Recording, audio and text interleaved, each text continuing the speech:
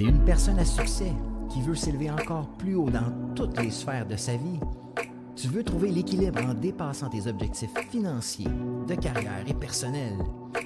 Chaque épisode va te donner des trucs concrets basés sur la science pour aller chercher la vie que tu désires.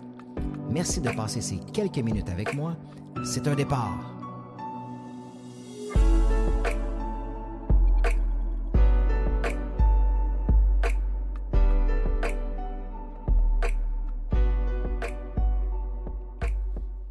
Hey, salut tout le monde, bienvenue dans un autre épisode du podcast d'Ordinaire et Exceptionnel. Aujourd'hui, on parle d'un fléau immense dans la société d'aujourd'hui et c'est le vide intérieur. Puis je m'adresse aux gens à succès surtout parce que il y a tellement de gens à succès dans la quarantaine, dans la cinquantaine qui ont tout pour être heureux, mais ils ne le sont pas. Ils ont de l'argent, ils ont une bonne job, ils ont une entreprise, ils ont un bateau, un chalet, un sidou, ils voyagent. Mais c'est complètement le vide intérieur. Pourquoi? C'est exactement ça qu'on va adresser aujourd'hui et comment le régler. Donc, dis-moi une chose, pose-toi la question, est-ce que toute ta vie, tu t'es jugé selon ce que tu avais? Ta relation, ton statut, ton travail, ton corps, ton compte de banque. Est-ce que tu as accordé ta valeur en fonction de ça? Tu avais un gros compte de banque, ouf, ça te donnait de la prestance. Tu avais une belle épouse, un beau mari, ben ça te donnait de la confiance. Okay? Ou tu avais une grosse job ou une belle business, puis là, tu te valorisais à travers ça. Est-ce que c'est ton cas? Sois honnête avec toi-même. Parce qu'on vit dans une société qui nous a conditionnés à croire que la valeur d'une personne se mesure parce qu'elle possède. Parce qu'elle affiche à l'extérieur. Tu sais, quand tu rencontres quelqu'un, là, c'est quoi la première question qu'on pose?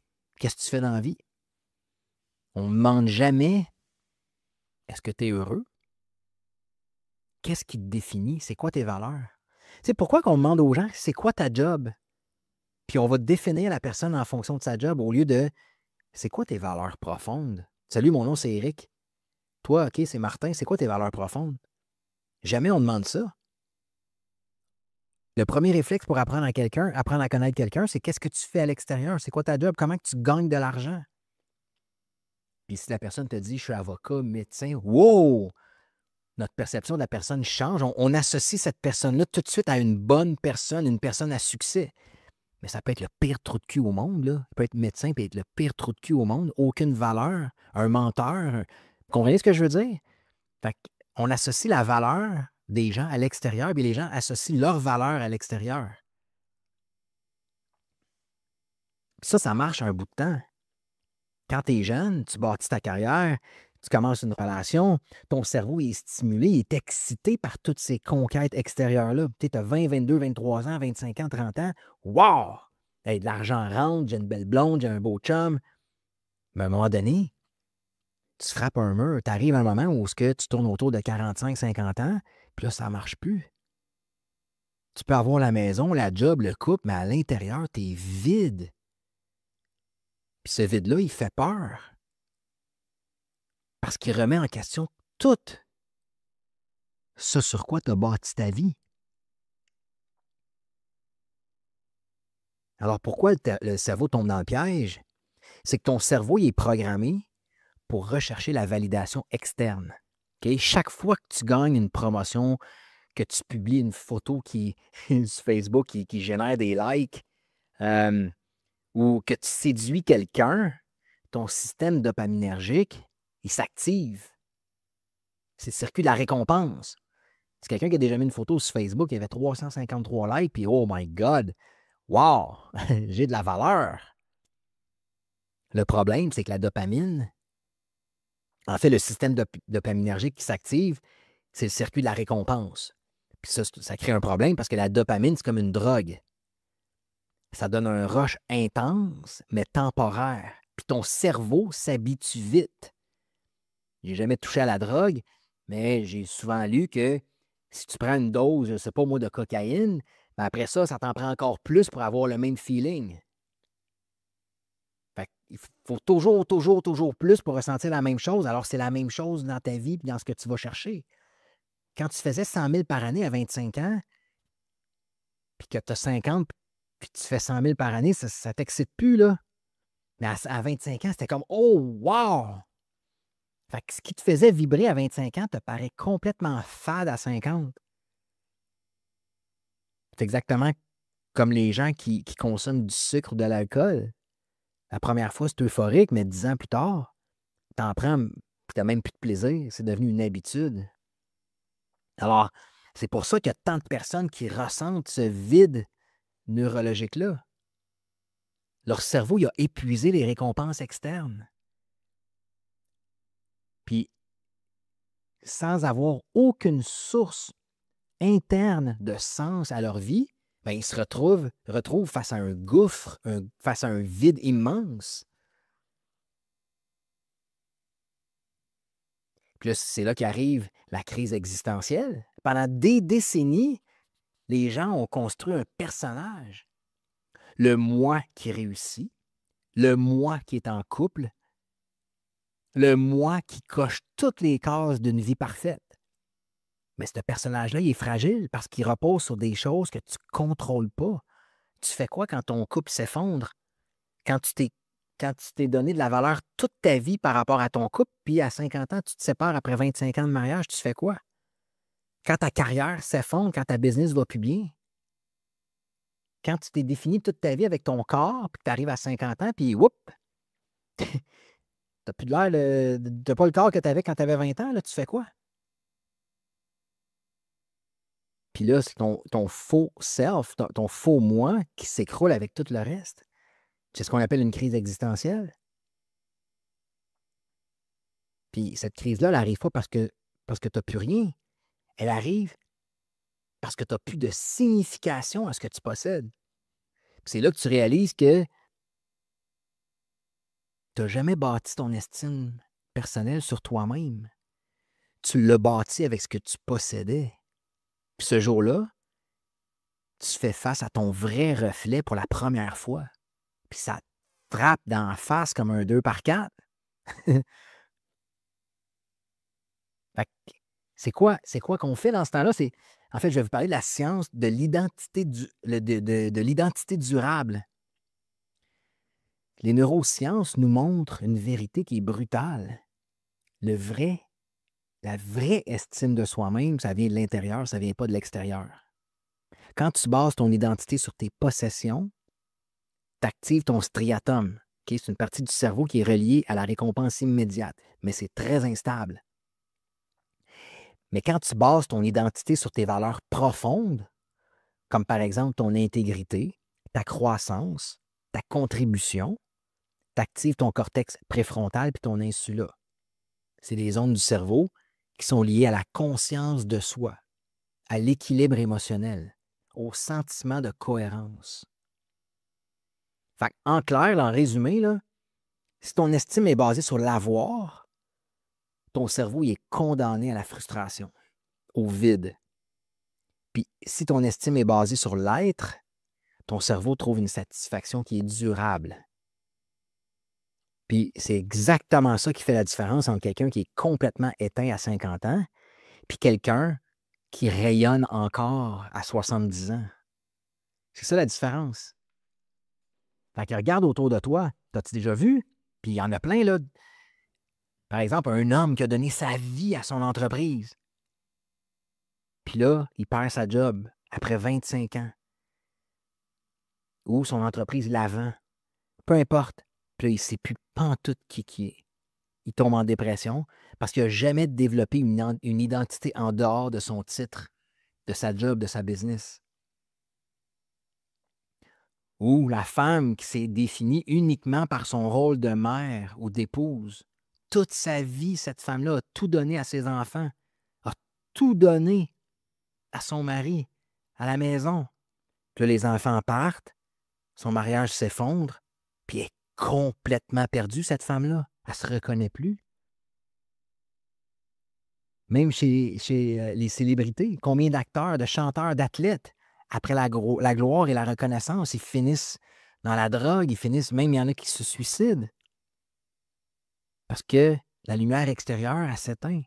Puis ils n'ont jamais cultivé cette lumière intérieure-là. Puis peut-être que toi, en ce moment, tu vis ça.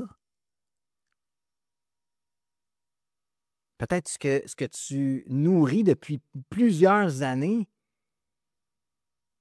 ce que tu poursuis depuis 10, 15, 20 ans, mais peut-être qu'aujourd'hui, ce que tu poursuivais ou ce que tu poursuis, ça ne t'allume plus, ça t'éteint. C'est pour ça que tu es vide, complètement vide. Fait que, comment on fait pour sortir du vide? Il ne s'agit pas de tout quitter. Il ne s'agit pas de laisser ta femme ou ton mari, de laisser ta job et de partir à l'autre bout du monde. Non, non, non, pas du tout. Il s'agit de changer ton point d'ancrage. Au lieu de te demander les questions suivantes, qu'est-ce que je possède? Est-ce que les autres m'admirent? Est-ce que j'ai réussi selon les standards sociaux? Au lieu de te demander ce genre de questions-là, pose-toi des questions comme: est-ce que je grandis au quotidien? Est-ce que j'apprends constamment? Est-ce que je vis en intégrité avec mes valeurs? Toujours faut-il que tu connaisses tes valeurs. Si tu n'as jamais fait le travail sur toi et que tu ne connais pas tes valeurs, c'est dur de vivre en fonction de tes valeurs. Est-ce que je contribue à quelque chose de plus grand que moi? Est-ce que tu aides les gens? Est-ce que tu te sens utile? Parce que quand tu grandis, quand tu es en intégrité avec tes valeurs, quand tu contribues à plus grand que toi, c'est ça qui nourrit une identité stable.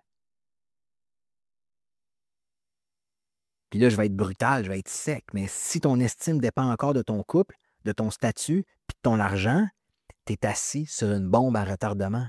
Parce que le jour où ça disparaît ou le jour où est-ce que ça, ce n'est plus aussi solide, parce que tu as beau être encore en couple, si tu te définis par ton couple puis ton couple bat de l'aile, bien, tu te définis par quelque chose qui bat de l'aile, qui est chambranlant, qui est sur le point de s'effondrer. Puis le jour où ça disparaît, ton estime disparaît avec la chose. Fait qu'il y a 3 leviers pratiques pour te rebâtir. Ben, un, c'est de travailler l'intégrité personnelle. Commence par des micro-engagements avec toi-même. Tu sais, promets-toi de marcher 15 minutes par jour ou dis-toi, je vais faire 10 000 pas à chaque jour. Promets-toi de lire à chaque jour, peut-être lire un livre par semaine. Puis tiens-toi parole. Parce que ton cerveau enregistre, quand tu te donnes des objectifs et que tu les tiens, ton cerveau enregistre que tu peux compter sur toi-même, tu peux te faire confiance. Tu sais. Ferais-tu confiance? Mettons, là, je te dis, toi et moi, là, on se rejoint au gym demain matin. Puis je me présente pas. Puis là, je te dis, ah, excuse-moi, après-demain, on y va. Puis je me présente pas encore. Puis je me présente pas pendant 10 jours alors que je t'avais dit que je serais au gym.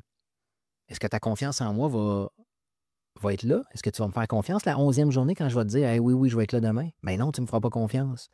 C'est la même chose avec toi. Si tu te promets que tu vas faire plein d'affaires puis que tu ne les fais jamais, c'est que tu perds confiance en toi-même. Puis tu le sais que tu ne feras jamais ce que tu dis que tu as à faire. Fait que c'est ton intégrité personnelle que tu dois travailler. La minute que tu peux compter sur toi-même, ça va t'aider énormément à te rebâtir. Un autre levier pratique pour te rebâtir, c'est la croissance consciente. Choisis un domaine qui te passionne, puis va apprendre, va évoluer là-dedans. Que ce soit de la danse, du développement personnel, d'apprendre une nouvelle passion, peu importe, va grandir, va apprendre. Puis fais-le pas pour impressionner quelqu'un, fais-le pour toi. Qu'est-ce qui te passionne, toi? Puis ton cerveau va libérer de la dopamine liée au progrès, pas à la comparaison. Fais-le pas pour impressionner quelqu'un, fais-le pas pour être meilleur que quelqu'un, fais-le pas parce que tout le monde le fait, fais-le pour toi. Puis évolue là-dedans, puis progresse là-dedans pour toi. Puis le 3e levier, c'est la contribution. Fais quelque chose qui fait sentir les autres bien. Ça peut être aussi simple que de dire à quelqu'un, à une caissière au supermarché, tu as vraiment un beau sourire. Ça peut être n'importe quoi qui fait sentir les autres bien. Ça peut être juste écouter les gens, faire des compliments aux gens. Quand tu es capable d'activer la contribution, c'est un sentiment qui active les ondes les plus profondes de ton cerveau qui sont liées à la plénitude. Fait que tu vois-tu les 3 leviers pratiques pour te rebâtir? C'est l'intégrité personnelle, la croissance consciente puis la contribution. Mais si tu n'as aucune idée comment faire, c'est exactement ça qu'on adresse dans le module 5 du programme d'ordinaire exceptionnel. On va t'aider à bâtir une vision pour ton futur qui est non seulement associée à ton estime, à toi, à ton intérieur, mais ça va être vraiment d'aller chercher des objectifs de croissance et de contribution. Puis ces 3 leviers-là, si tu les pratiques au quotidien, ben tu vas transformer ton identité de l'intérieur. Fait que vois-tu à quel point, quand tu te définis avec l'extérieur, tu es condamné à être malheureux, à être vide. Mais quand tu apprends à te définir de l'intérieur, écoute, ta vie, elle change complètement, là. Fait que je vais te laisser sur une vérité brutale, une vraie vérité, là. Fait que si tu bases ta valeur sur ce que tu possèdes, tu es condamné à te sentir vide quand cette chose-là va disparaître. Mais si tu bases ta valeur sur ce que tu deviens comme être humain, alors là, il n'y a personne qui peut te l'enlever. Ton intégrité personnelle, personne ne peut te l'enlever. Ta croissance que tu fais, personne ne peut te l'enlever. Ta contribution que tu fais, personne ne peut te l'enlever. Mais ta job, ta femme ou ton mari, ton argent, ça, tu peux le perdre n'importe quand, demain matin. Fait que ma question pour toi aujourd'hui, c'est quand même simple.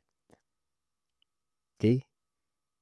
C'est quoi les 3 choses que tu admires de toi, qui ne dépendent pas de ton statut, de ta job ou de ton couple? Qu'est-ce que tu admires de toi? Puis si tu n'es pas capable de répondre, bien, il y a un sérieux travail à faire sur toi-même pour aller chercher cette estime-là. Parce que c'est là que commence ta vraie liberté. Alors, j'espère que l'épisode d'aujourd'hui t'a parlé, surtout si tu es quelqu'un à succès, que tu as tout pour être heureux, mais que tu te sens vide en dedans. Puis si tu veux aller beaucoup plus en profondeur, aller chercher cette espèce de plénitude-là, prends un appel avec nous. On va être capable de t'aider à te faire un plan de match pour aller chercher ton bonheur intérieur. Puis si tu as 40, 50 ans, puis il te reste encore 40, 50, 60 ans à vivre, mais tu ne veux pas les vivre dans le vide. Tu veux les vivre dans la plénitude, dans te sentir complet. Alors, n'hésite pas à prendre un appel avec nous, on va être là pour t'aider. Alors, je vous souhaite une magnifique journée, puis on se reparle dans un prochain épisode du podcast d'Ordinaire à Exceptionnel. All right, ciao la gang, bye!